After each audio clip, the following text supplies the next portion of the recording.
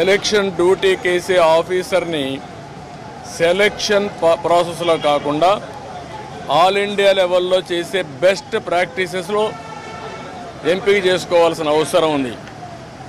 ఈరోజు selection process ఎందుకన్నానంటే all India లెవెల్లో టీచర్స్ని, government ఆఫీసర్స్ని, అనుభవం ఉండే వ్యక్తులు పెట్టుకుంటారు.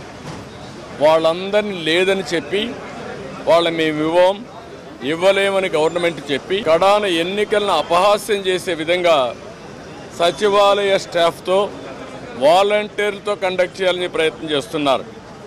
అంటే ఇటీవల వీళ్ళు నామినేట్ చేసిన వ్యక్తులతో పెట్టుకొని వీళ్ళు చేసే అన్ని తప్పుడు పనులు వాళ్ళ దగ్గర చేపించాలని.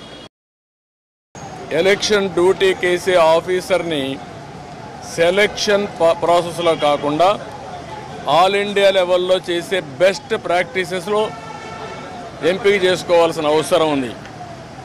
ఈరోజు సెలక్షన్ ప్రాసెస్ ఎందుకన్నానంటే ఆల్ ఇండియా లెవెల్లో టీచర్స్ని, గవర్నమెంట్ ఆఫీసర్స్ని, అనుభవం ఉండే వ్యక్తులు పెట్టుకుంటారు.